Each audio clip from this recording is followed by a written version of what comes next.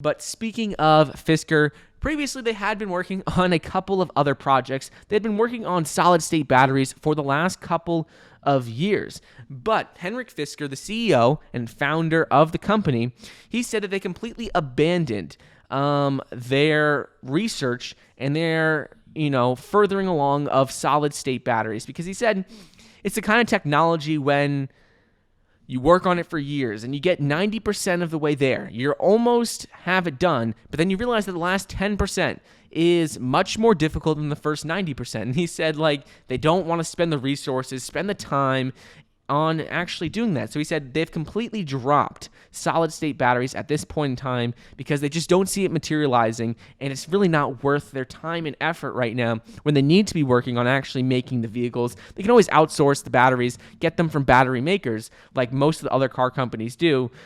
But this is pretty important because it was something they had been working on for years and years, because they had been working on that since about 2018. In 2018, Henrik Fisker said that they had solved some of the problems related to making solid-state batteries. They said they were making progress and we were going to see them soon. But then he just said that the last 10% was much, much harder than they thought, and it wasn't something that they thought was worth the time and the money to actually do. So in the meantime, they've been getting these partnerships with companies like Apple, and not companies like Apple, but they've been getting partnerships with one of Apple's partners, which is Foxconn. They also have another partnership with Magna. They say it's much better to use their time working on actually making the vehicles, and they can outsource those batteries. But this hasn't affected their stock price at all. I actually think it's a good move, because it's very easy to outsource the batteries, get them from other companies that specialize specifically in making batteries. And solid-state batteries are still a couple of years out.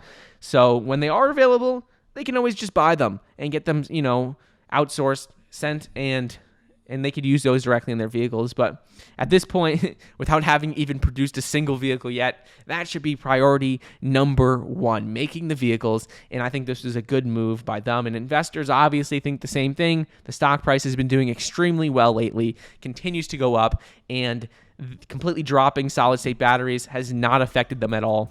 I think it's a great move. But let me know what you guys think. Do you think it's more important to work on the batteries and make sure you have solid-state batteries? Or do you think it's more important to work on the vehicles? Do you think this was a bad move by them? But let me know what you guys think in the comments down below. Comment down below either solid-state batteries was a bad move for dropping them or if it was a good move.